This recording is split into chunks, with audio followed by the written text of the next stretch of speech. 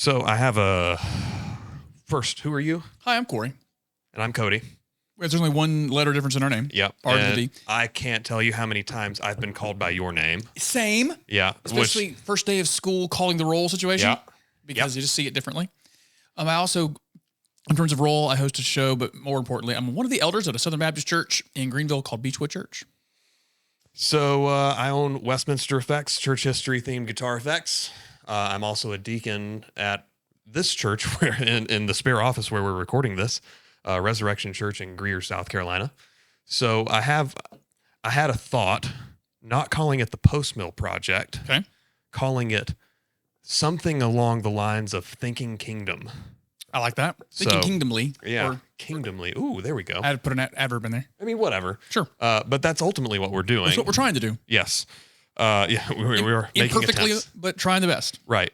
So we have come to a similar eschatological position over the last several years. Yes. Popularly known as theonomic postmillennialism. That's right.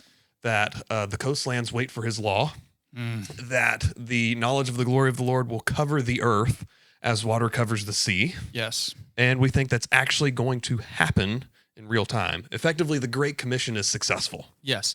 That we actually do go make a bunch of converts and then teach them to observe Yes. all that he has taught us. Yep. And as hard as it is to believe in a world that seems like it is disintegrating, that will integrate under biblical thinking over time. Yes.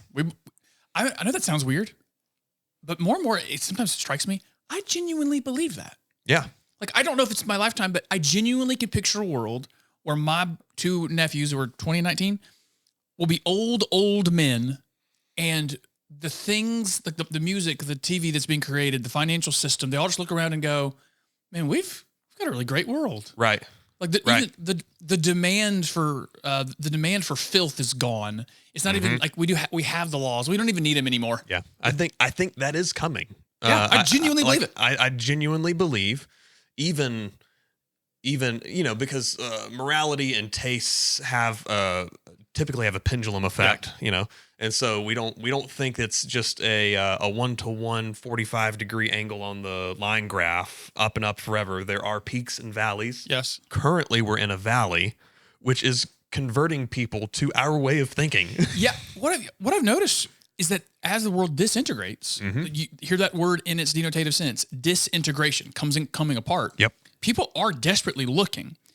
That some people are looking for answers. Why did the family fall apart? Why are is it now 2 out of every 10 households have maxed out credit cards? Yep. Why are so many people confused about what a man or a woman is? Oh, this one. I'm going to do this one on my show here recently.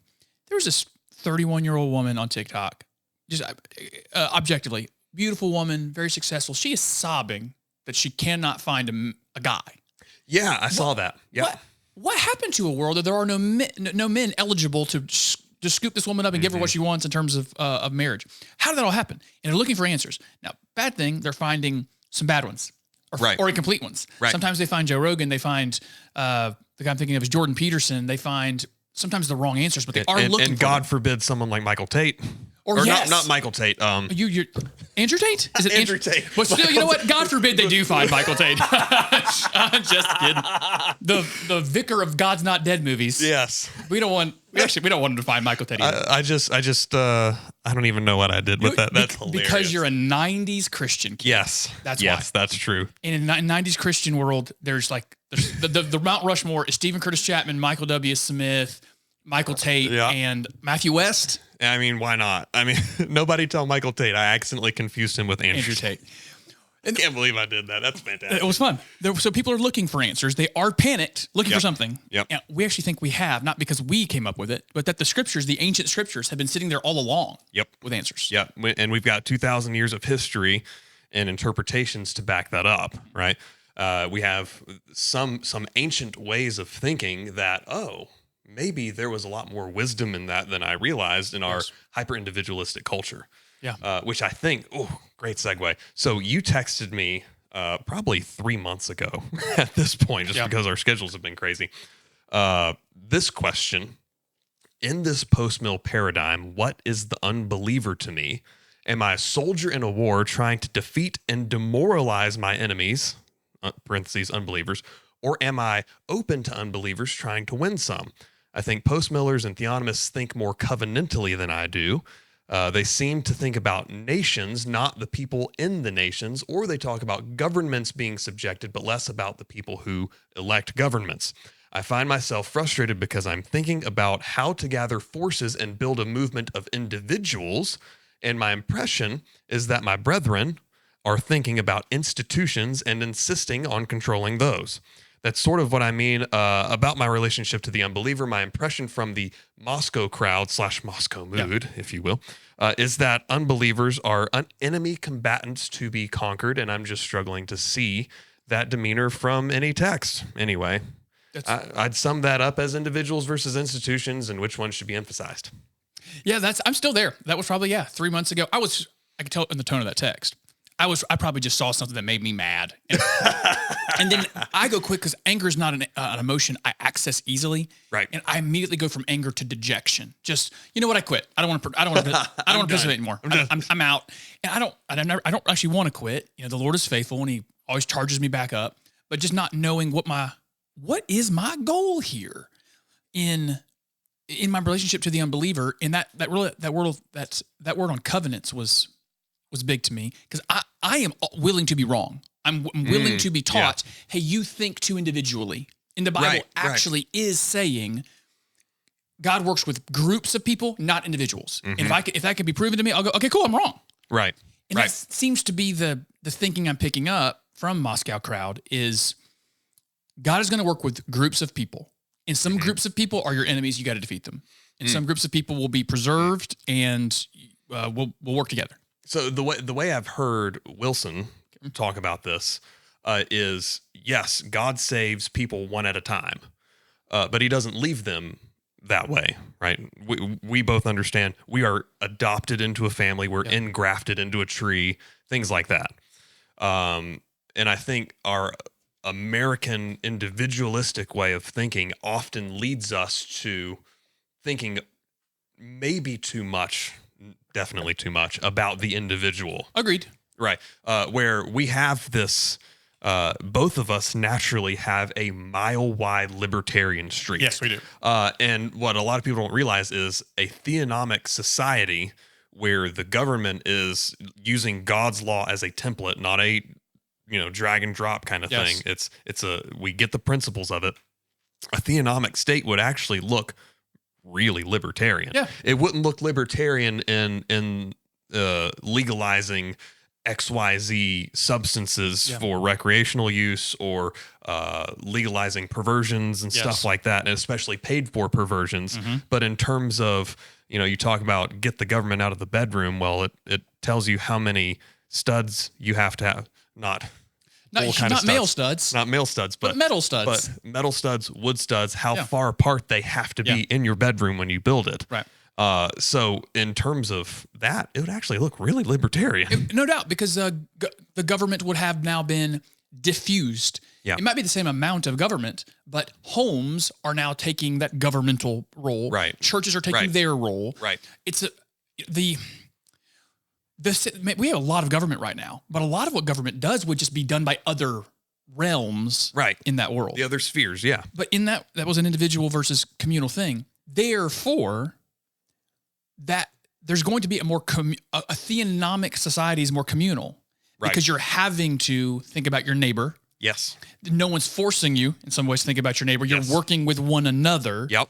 And you see, I can't be just chiefly individualistic and not think about how my individualism is affecting someone else. Right. Like we have stupid governance like HOAs that tell you can't paint your house a given color. We use governance to do that. In a different type of society, more libertarian, I just think about painting my house this ridiculous color and think about my neighbors and go, that wouldn't be good for them. Right. It would bring down their housing values. Right. I would affect them. And so I don't want to do this thing. I actually have a very good friend of mine, Jonathan McCullough, and his wife. They built this house, and they had an HOA, and somehow the house next to them was painted this obnoxious blue color. Okay. And these houses are pretty close together. And so, like, you sit in their living room and there is blue Yeah. beaming in. It's annoying, but it also affects my property value. Right. It's my biggest financial investment. Right. And when everybody put up enough of a stink, they did paint their house, white. And it's a normal color. And make it blend. And I was slightly disappointed because it gave us one less thing to talk about. But now we can talk about the fact that it got painted. Yeah. I mean, there's another illustration of that. You know, I used to be on, you may not know this, I used to be on my HOA board. I am not surprised. In my old neighborhood. Yeah. I now moved and I don't have an HOA. Yeah. But you had to get permission to build any given thing. Anything. A fence. Yeah. And there were rules around making a fence can only be in these 3 styles. So, but what the point was, so that it would match in the neighborhood. And so if someone wants to sell their home, you don't affect others. Right. In that individual versus communal discussion, while we might not need an HOA to do it, the person who loves their neighbor as themselves has their regenerated conscience is thinking, the way I build that fence, how's it gonna affect others? Maybe I don't just string up chicken wire. Yeah. Between trees or something. And then that goes right into the home. Man, me not disciplining my kid, how's that affecting others? Not now the school's job or government give me regulation on it. And so I'm having to think communally, because if I don't, the community's going to fall apart. Yep. And now we don't think about one another because we've rolled that responsibility up and just said, I'm going to do whatever I want, and you can deal with the government about it. Yep. I don't have to think about you. Right. So the other side of that was, what do we do with unbelievers / enemies? Yeah. I grew up in a missionary family. I'm a Southern Baptist. I think we give 50% plus 1 of the entire operating budget to our international mission board. Yep. We are, the whole term was soul winning. We are a soul winning international missions church. And again, I'm willing to be told I'm wrong, but I struggle to look at, you ever watch or hear the Whatever podcast? Yes. Okay. He just has a bunch of degenerate women on there typically. That is the most accurate description I've ever heard of that podcast. Degenerate women talking about being their degenerate. degeneracy. Yes. I see those women and I tend to see, man, I bet the wreckage that led you to that chair. Yeah.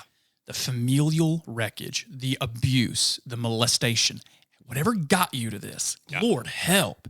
And I see that clip that went viral of he asked for a basic definition. I don't even remember what word, but she just broke down and said, "Can I go?" Yeah. And pretty much everybody was saying, yeah, really her entire life crumbled in that moment. She realized she had no idea what she was talking about. She couldn't handle it. No, if you pushed on their worldview even a little bit. Yep. And so I look at those people and I could name others. Let's go to the other direction. I look at the person who is defined by their God and countryism. It's every sticker on their car. It's all over their house. It's all over the social media. Their thing is, I'm proud to be an American and at least I know I'm free. And that's their thing. I look at both and go, all right, idolatries abound. I'd like to see these idolatries repented of and you follow after Jesus. And I bristle at ideology that says, no, these are both signs of God's judgment on a people and they must be destroyed. And you are in Nineveh and this time Jonah's not coming. Fire is going to rain down and destroy these degenerate women and these country idolaters. And with whatever little remnant is left, God will restart. Yeah. I think some of this is necessarily informed by where someone lands on the winsomeness scale. I agree. Yeah. Right. Because like this isn't a knock on you by any stretch. Yeah. I'm never offended. I know that you're a big Tim Keller fan. Huge, yeah. And of course we have our disagreements with him on how he went about certain things. I've benefited greatly from Keller, but Keller was also more of the way Kevin DeYoung described him was he was a bridge builder, where DeYoung himself within the PCA was a wall builder, where he was building defenses, where Keller was trying to build bridges. And there's obviously room for both of those. Both of those can go too far. Yes, and both of those people need the other. Yes. I think this is our relationship. Yeah. I mean, I am bridge builder, you are wall builder, and I need you to keep doing that because it puts walls around me too. Right, and I need you to build more bridges because I've You wanna get too probably, insular. I may have nuked a couple in the last couple of weeks. That's how I feel about my big brother, our good elder balance. Oh, we'll get there. I have a question for you Good. later Yeah, on with that balance. He's a phenomenal wall builder, and he puts good walls around my mind and heart so that I know, don't build that bridge. Yeah. That literally is that phrase. That is a bridge too far. Yeah. Hey, I don't Yeah. want to build that bridge. I don't want to build a bridge the Lord doesn't want me to build. Yeah. But my intuition is to look at the degenerate woman and the country idolater and go, man, there's an idolatry in there.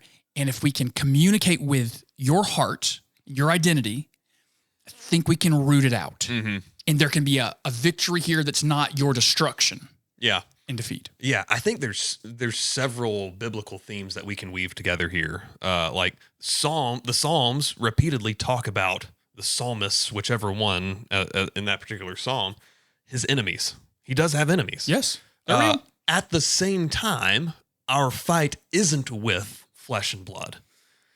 So, like that's a really interesting balance to think about. Is we do have enemies, but our fight isn't ultimately with them. It's with the ideas behind that. Yeah. Right. And then we have in Jude is contending for the faith. Yeah. And that Greek word is hand-to-hand combat. So there's some amount of fight that has to happen. And I don't know where I've picked this up, but Jesus will kill all of his enemies. Mm-hmm. One, he can destroy them in judgment, or through the proclaimed gospel, he bids them come and die and he raises them back to life. Right. And they're on his side. Right. And so either way, Jesus will kill you. Yeah. Yeah. And praise God for that. Right. One of those is gracious. Yeah. One of those is not. And so how does that then look on our end and engaging with those people and saying Jesus will kill you or he will kill you? Can I? It's kind of like Chandler's you'll bow or you'll bow, right? Yeah. One or the other. Here's how it just crystallized for me for a second. In June, I'm preaching through Hebrews, and on one of the weeks, there is a line here that says, Hebrews 10, it's around 26 or 27, and you joyfully accepted the plundering of your property. Yep. That there were real enemies for these Christians Yep. at that time. Their property was being plundered. They were being persecuted. That could have been government action. It could have been local action, but stuff that might even happen to us. And so I was trying to bring that into the modern age, and I thought about, I think his name was Clarkson, this fire chief down in Atlanta in 2012. He was a pillar of the black community. He was a black fire chief, beloved, and he wrote a book, a little pamphlet, and preached about marriage being between a man and a woman. Yep. In a community that still believed that hardcore. Actually, black Americans were the last ones over the precipice. Right. Their churches held on fast Right. to that definition of marriage. And he lost his job and his life. They tried to ruin his life. Yep. And when I say they, I mean our enemies called that an LGBTQ movement. Mm-hmm. And so here's how I think both about that movement. I am to strategize against you. Mm-hmm. You were this powerful force that came in and infiltrated and took over a community, took over a country with your ideas. Mm-hmm. So I want to strategize against your being on the boards of companies, controlling our entertainments, being able to kick a fire chief out because he said a biblical thing, and and after I've walled off your threat against my family and my culture, I sure would like to try to win you over. But I do have to first protect Right. from what you're trying to do Right. to my culture. Right. And there are going to be times, obviously, like right now, where we can't necessarily have that protection first all the time, but at least in terms of the protection being complete, right? Right. Whereas right now, let's talk about Disney or something like that. Good illustration, yeah. Within Christian liberty, Christian parents are free to allow their children to watch certain Disney movies. I would caution against a lot of the themes, particularly the ones where it's, no, Dad, I'm the only one who knows what's best for me. Ooh, yeah. Maybe stay away from those. Amen. Definitely stay away from those. But the board of Disney is composed of God haters right now. Mm-hmm. Yes. So protect against what you need to protect against while also trying to win them over. And sometimes winning them over looks like Paul saying, hey, you've got this altar to an unknown God. Let me tell you about him. Yes. Sometimes it's you stubborn people. Yes, both are. Right. I mean, well, I brought up Nineveh. Yeah. Jonah's message to Nineveh was not winsome. Yeah. Not even a little. God is about to kill all of you if you don't repent. You are all going to die. Yeah. Lest you repent and change what you're doing. So I'm not even in terms of messaging wanting to always be soft. I'm right. I'm not. And you're not. Yeah. I'm not always trying to be soft, but I am trying to get my disposition. Just on average, you are softer than me. Yes. Right. And a lot of basically, I'm softer than every post-mill theonomy person. All right. Like in our range, you're probably the softest one. yes. Like I'm even softer than a guy that I consider to be, he can get spicy, but like Vodi Bakum is very pastoral to me. Yeah. He's not needlessly aggressive. Right. I'm even softer than that of our tribe. Right. But you do have to say the hard things. Like I don't have any the word I'm using is criticism for a Jonah type in this age to unbelievers in some settings, like an open air preaching setting. Right. There is judgment coming. Mm-hmm. Repent, or this judgment is going to be terrible. That's a totally legitimate message to give. I don't know how effective that is in open air preaching, but I wouldn't criticize it too hard. Right. But my disposition towards the unbeliever, not what messages should we give. We should give all the messages. Repent and believe, and then one-on-ones. We should do all the messages of that we see modeled in the Bible. Yeah, I think the answer is yes. Yeah, all the messages. What context are we talking about? Because like I have like thinking of one particular friend right now, and we just had a conversation about the they thems and that kind of stuff. He's not a Christian yet, but he understands something's broken. Yeah. Right. And so I have been pretty blunt with gospel messaging with him. Right. Is God does have this demand on you, and he's like, yeah, you're right. That's awesome. Right. Yeah. But at the same time, like if he has an issue, like just hypothetically, this didn't happen, but let's say he blows out an ACL and he needs a ride to the hospital or something like that. Then I'll just give him a ride to the hospital. Yes. Right. I'm not going to on the way berate him for the fact that he was hating God in that step that blew his ACL. You know what this is? This is caused by the fall of man and depravity of sin. Right. Your body is falling apart because you've sinned against God. Right. And this very well might be an actual judgment on you. And now there would be some who are harder than both of us in this who would go there. I know Tom Askell's not post-mill or anything, but I remember he had a massive heart attack a year or two ago. Oh yeah. And in the ambulance, one of the paramedics apparently was just GD this and whatever. And he just struggled out, fear God. Like he mustered it out. That sounds like Tom Askell. Sounds exactly like Tom Askell. And we love him for that, for the fact that he's willing to be bold like that. And I think some of this gets into some of the thing that I wanted to ask you that maybe we drill down on, where you critiqued one of our post-mill theonomy brothers over effectively wondering if a strong man would be necessary in our day and age. Yeah, just to give you a rundown and make sure you know what he said. He said, we're so degenerate. The Constitution and our law setup is not capable of governing us. That's technically correct. I mean, even our founder said so. James Madison in the notes on the convention said our Constitution is for religious people. It's wholly inadequate for the governance of any other. So our government is for people who are going to behave. And now because people aren't going to behave, he theorizes we might just need a dictator, someone to take power, instill order, and then he'll be a hard man, and maybe his son, because apparently it seems like he's talking about a monarchy.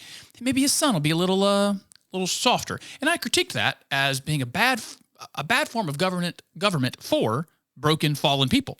He's talking about us being degenerate. Yeah, I also don't want a degenerate in charge with an iron fist who won't give back power. That sounds like a good way to a bad way of living, and his history has showed us that. So that was my critique. Yeah, and it did sound like he was theorizing, like asking the question, not necessarily advocating for the thing, which I don't think he's necessarily wrong to ask the question in public. Is this necessary? And then the answer is no. Okay, sure. You can, but answer it no. You know what? The clip was only 3 minutes. That's true. He might have. That's true. I don't know. I couldn't find the full thing. I know we're not dropping his name currently, but I have met this guy. Okay. Very briefly. Fight Laugh East or? Yes. Okay. Yes. And tremendously kind. I'm surprised by that. Right. So some people are, yes. But man, really nice guy. And then another guy that I met who has a relatively popular theonomic Christian nationalist Postmil YouTube channel. I met him a couple years ago and then reconnected at this last conference last year. And I asked him, which this is related. I asked him, do you like leave out facts or overstate things on purpose? And he said, no. He said, but I do state things the way that I do on purpose to get to the point that I want to make. And I was like, that's fair. Okay. If you want to be spicy, then put things spicily. Maybe I disagree with some of your reasoning along the way. Yeah. But if you're going to be spicy, then be spicy. And then I saw him interact with his kids, and it was beautiful. So Good. we are dealing with brothers. That's by their fruit. That's good. Yeah, I would not say this was like a disqualifying. You think something so crazy that you're a heretic, right? I am saying that this that idea of dictatorship is a bad one. Yes. The Christian should not Absolutely. advocate or want one. The only dictator that we should want is King Jesus. Yes. So within this line of thought, we often, if we evangelize America, yes, it will necessarily want just laws. Amen. If we evangelize and disciple, that is. So if we teach all of the people, marriage is one man and one woman. Yes. Naturally, everyone will want good marriage laws. I think at the same time, there is some, not the dictatorial stuff, but the third use of the law is a teacher. Mm-hmm. And so to come into Planned Parenthood and say, I'm sorry, but the genocide will stop. Yeah. Is a good thing. Absolutely. And I want to do that lawfully. Yes. The thing I want to say to the through proper processes. We're shutting it down. Yeah. You guys don't exist anymore. Right. And there's nothing about that even hints of dictatorialism. Right. Because we as a people have decided you're butchers. Right. And the butcher shop is shutting down. Right. And you would not have an issue with, say, a legislative body that has been lawfully Elected. installed. Yes. Yeah, elected, whatever. Passing legislation that the polling suggests is vastly unpopular. No, I want them to pass it. I do want them to be strategic. Right. Right. So, because it can be undone. Right. Right. This Right. This Arizona situation is interesting in that they spineless, man. Yeah, I agree with that. Spineless. Agree. You had this. Was it a full abortion ban? It reverted to an 1860 something law. Yes. And it was like a total abortion ban, and they just as fast as they could undid that because they knew it was so unpopular they would all get shellacked. They were going to lose the legislature and lose a lot in Arizona.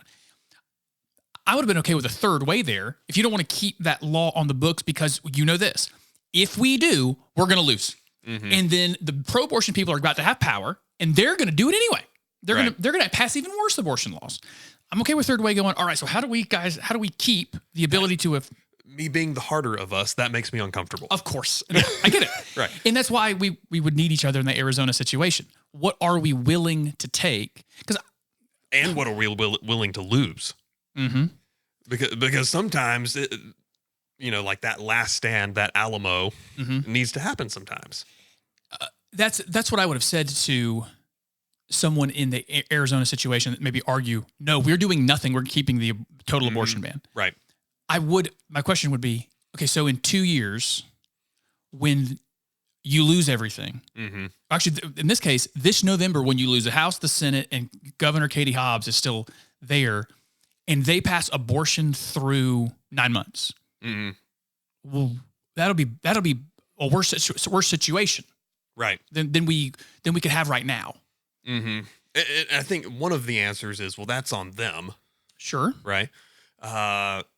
There's also, would they actually lose that election? Man, because if you look at the presidential numbers, if the election were held today, Trump's winning. He's going to landslide the thing almost. Almost. Not in terms of the popular vote, but electoral college will be not electoral close. college. He's going to walk away with it at the moment. So At the moment, and some of what Democrats have been banking on is Roe, the abortion vote. right? Yes. And that's not materialized. Yeah. I'm nervous about that because since Roe, there has been zero good abortion outcomes electorally. Right. Kansas. Yep. Enshrined. Yep. Kansas is about as red as it gets. Enshrined abortion. Ohio enshrined abortion. Yep. What was the other? There was another one that rejected for that matter, Florida made some right steps, but it has been unbelievably unpopular. Yeah. And One of the issues, I think, real quick, Yeah, one of please. the issues is that they put that up to a straight Democratic vote. That was the issue, as opposed to actually doing their legislative jobs. As representatives. Yeah. Yeah, Yeah. agree. I'm pretty anti-referendum. I'm not Yeah. a fan of all the people Me too. going to vote. People in mass are often ill-informed. So yeah, that's just a strategic thing. And in the Arizona one, I think I would be willing to take something if I think I'm going to lose it all. Like I'll take some ground if I think I'm going to lose all the ground. Like if you're reading the tea leaves and the polls and whatever, and you see this is going to, And then in this particular case, let's say you keep the Arizona law and that happens. That Katie Hobbs stays governor and the Democrats take their House and Senate and they make abortion legal constantly. Then I just get back to work with my people and go, all right, well, that's the consequence of what we did, and now we got work to do. Yep.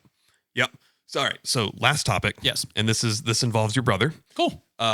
Because I saw on Facebook effectively you two disagreeing, maybe not against each Was other. it recently? Yes. Okay. And this is more for fun than anything because I know nothing's going to change. Yeah. The North Greenville mascot. Oh, okay. So our alma mater, Yes. just like 2-3 weeks ago, yeah. changed the mascot from the Crusaders Yes. to the Trailblazers, that being represented by a fox It's a for fox. some reason. Going to be called Blaze the Fox. Boy, howdy. Okay. Yeah. I can think of worse things. You can, yeah. The entire City Connect Major League Baseball uniform shenanigans, but Oh my gosh, I know. that's another story. Yeah. So, My take. yes, your take. Okay. Because I still work in North Greenville, I want to. I'm not going to censor myself. Here's my unfettered take. Yeah, by all means. Lord preserve me if I offend somebody that works for me, or excuse me, that I am under their authority. Yeah. I'm sorry. My impression, because I've been at North Greenville now working for almost 15 years, that we had the falling out with a former president that was really ugly. Yes. In 2017. That has been the most popular. My response to that is the most popular thing I've ever written. To this day. Yep. Wow. Yep. I mean, you built a pretty good following for better or worse while you were there. Mostly for worse. As the guy who writes about these things. Like you got to come to like an alumni event, man. It's just I glory do. in his Gloria days. So here's my impression of what happened. That former president, I'll just say his name, Dr. Jimmy Epting, became president of the university. It was a college in '94. In 2000, he transitioned athletics from the Mounties to the Crusaders. Right. And so in 2017, when the whole thing fell apart, there was an interim at the time. I'll leave his name out of it. And my impression at the time was everything that was associated with this guy, we want it wiped from existence. We want where his name exists, take it off the building. Yeah. Where his name is on anything, we want it gone. And one of his big things was the Crusaders. And so one of the things I was not a fan of was the assumption of malign intent or some kind of these people are capitulators for doing this. Right. Well, I know these people. They're rock rib steel spined, especially in our convention on all the right things. Right. And this process started not because we're offended by the Crusaders. This process started because people wanted to be done with the Epting era. That was the initial motivator. Now, are there people along the way, like I can name one that I won't name, he's still at the university, who had no say in this process, but definitely is offended by the idea of crusades. He's offended by the idea of the Crusaders. Right. And he gloried in that we were getting rid of it. Right. And that annoyed me. It annoyed me that he was glorying. Mm-hmm. He was also assuming intent. There were people who were mad about it assuming intent, people happy about it assuming intent. And I was annoyed at, I mean, as much as I could be, at both going, guys, I think they really just don't like Jimmy Epstein much. I think honestly, I think if they had just, and this is one of my criticisms of many institutions, if they had just come out and said that, I'd have had less of a problem with it. Yeah, that's a hard thing to say. It is. It's hard. It is because I get it. That was a traumatic time for the school, for everyone around it, with cascading effects that people don't even know for years afterwards. Right. For a few years and even like that was a black eye on the body of Christ as a Absolutely. Yeah. whole. And so I understand the wanting to get away from that. I didn't want to assume intent, but with what I was given, there's only so many things you can. Because you were given nothing. Right. Right. There was not a statement of why. Right. It's time. That was in the video? Yep. Okay. And while I think it's because I'm on the inside, I made no negative assumptions. Right. And trust my leadership impeccably. Right. I mean that. Not just because they might come across the video. I love our leadership and how careful they have hired.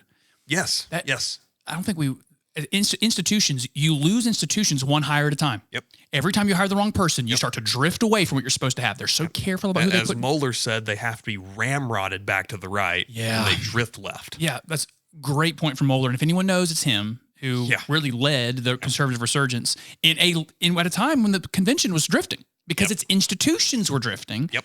And it happens hire by hire. So I trust them.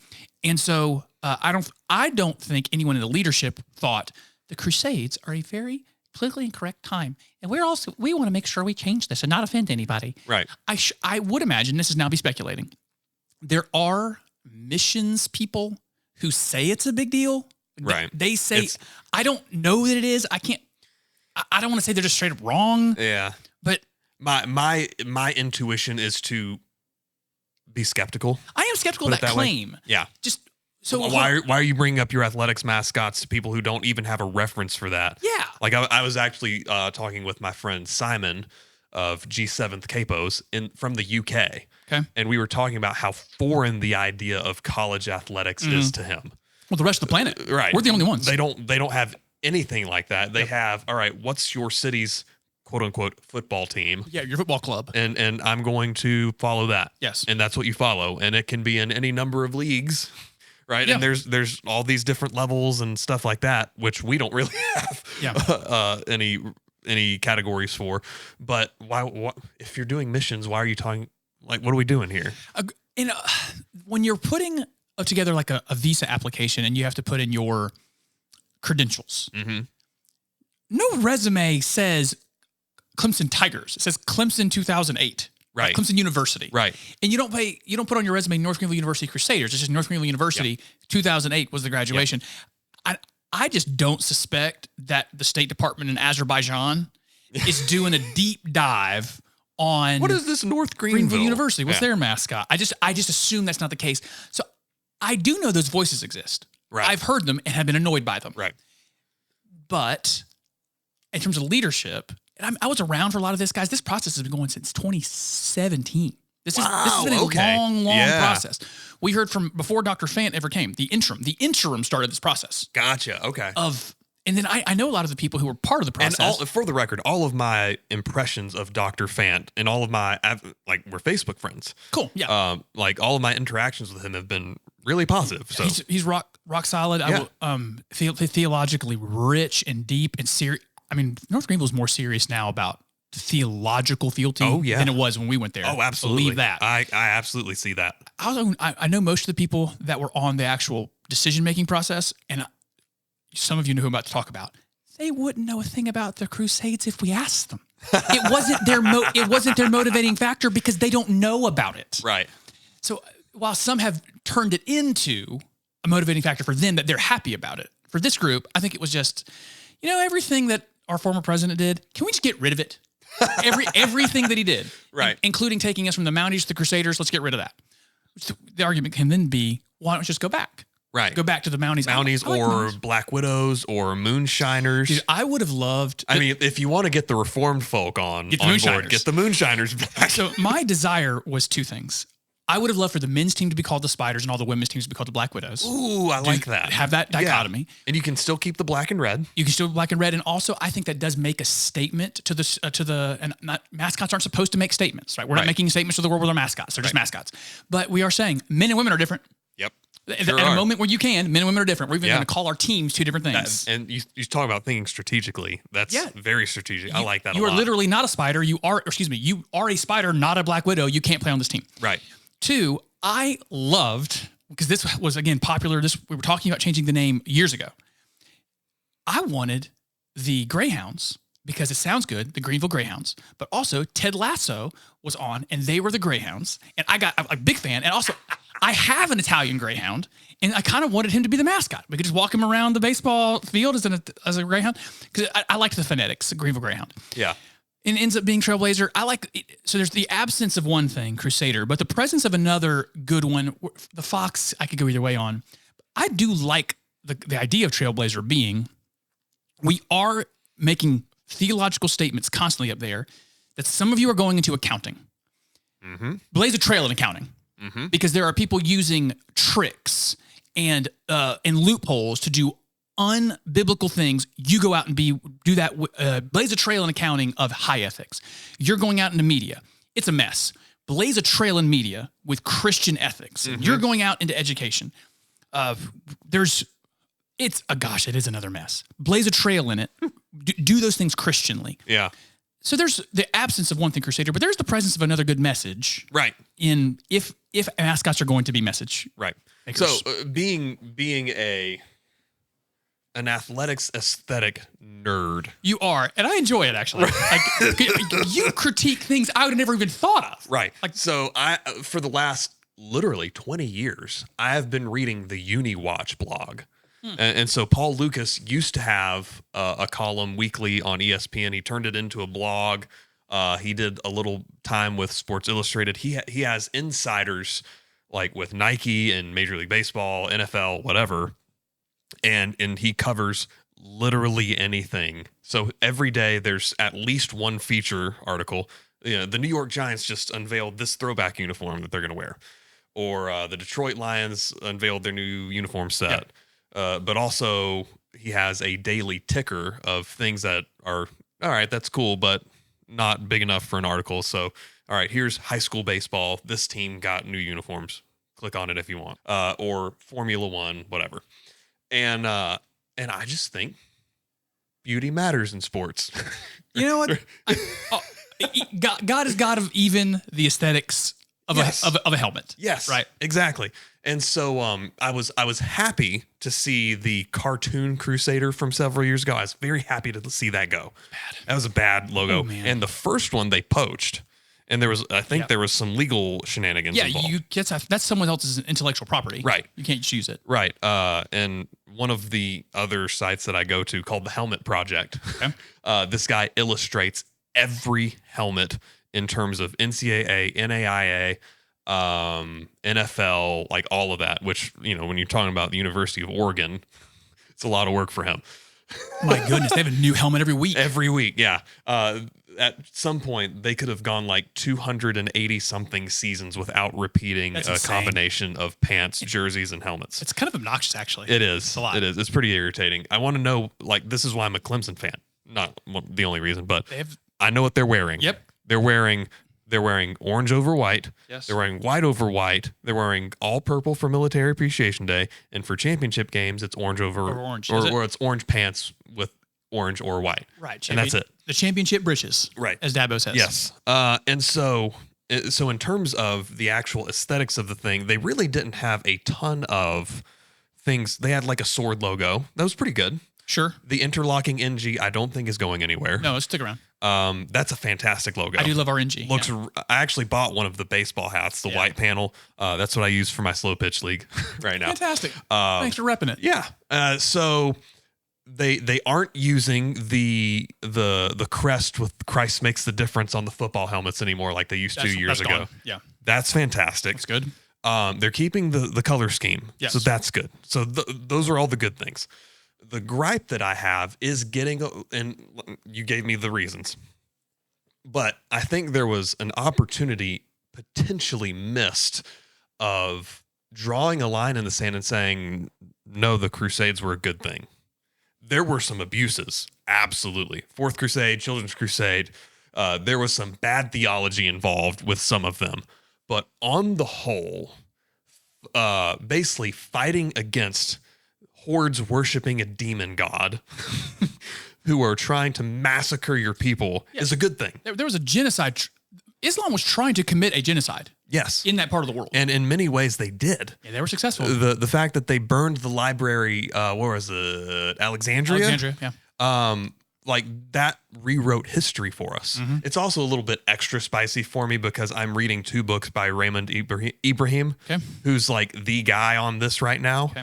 So one of the books is the six most important battles between Christians and Islam.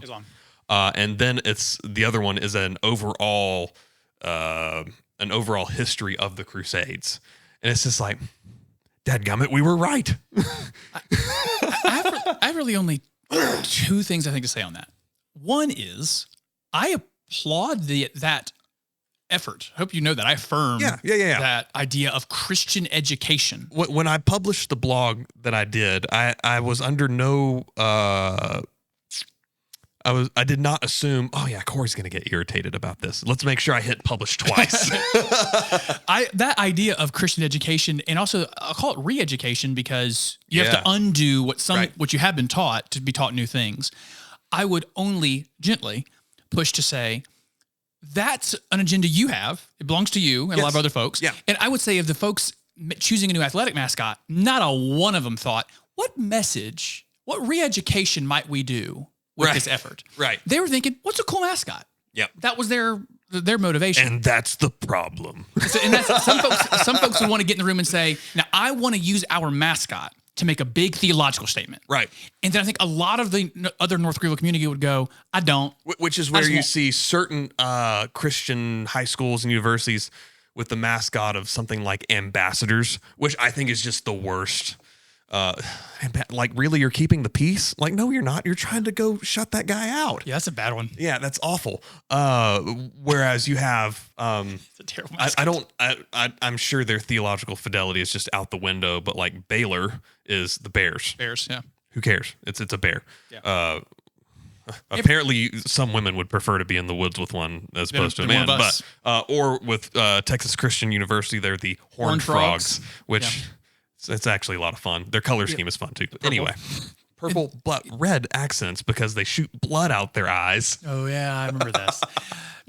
The most ubiquitous in my years coming up in a Christian school is who wasn't named the Eagles. Just because, and everyone had Isaiah 41 on their gym wall. Yeah. You shall rise up with wings as eagles. You shall run and not be weary. Yeah. It's like, I don't think that's about this game. I think that verse is about something else. Right. Where being a Southside Christian alum, we were the Sabers. Because the word of God is living and active, sharper than any two-edged sword. I love that. Right. So they had a good color scheme with UNC colors. So that was fun to be a part of. And for a while, we had powder blue baseball uniforms, top and bottom. It's fantastic. That is a good look. So, yeah. But that's my take. I generally on the North Greenville mascot, I was just fine with it. Like I didn't go, sweet, yeah, this is an awesome mascot. Right. It was like, this is great. Fine. I see what you're doing. I didn't take any offense to taking away Crusaders because I think I know the motivation. Yeah, being on the inside. Yeah, was not to make any statement negative about the Crusaders. And then the desire to redeem them in the minds of others might be in the mind of some Christian studies professor or some history professor on campus, but of a campus that is of, I think it's like 2,500 staff, employees, faculty, and then thousands of alum. I think like 2% of that community actually gave a crap. Yeah. care about making a statement about the Crusades. Right. And so the idea that I'm not using this meme on you, because I love you, you're a brother. I promise I'm not memeing you on this. It's okay. But you can meme me all. I get memed in the Westminster Effects Doxology Podcast Lounge fairly regularly. When they do it, like, guys, leave Cody alone. When I see those memes, there is that sir, this is a Wendy's meme. Yeah. And so I think in the meeting about a mascot, if someone walked in and goes, I'd like to make a statement about the Crusades, I think someone will say back, this is a sir, this is a Wendy's. We're just doing an athletic thing here. We're not talking about history or making any statements. Right. Maybe we should. I just know that the people involved, most of them don't know. Sure. And almost all of them don't care. Right. So our annoyances are actually the same. Okay. For the most part. I guess I see where you are. Maybe two sides, same coin. Yeah. Yeah. Right. So our annoyances at the people who were celebrating the end of the Crusaders, generally roughly the same. That annoyed me. Yeah. Right. And then you're more okay with the mascot than I am. I'm not a fan of the mascot, just point blank. Am I going to insist upon calling them the Crusaders? No. No. I'm still going to go to ball games. I didn't make it to one this year, but well, you know, the baseball playoffs are happening on campus right now. They actually they're done. That was last week. Yeah. Okay. We got knocked out. Okay. Yeah, that's our Sad best day. team is the baseball team. Yeah. Fantastic baseball team. Oh my goodness. Yeah, we are lucky to have Fun Coach to Powell. watch. Yeah.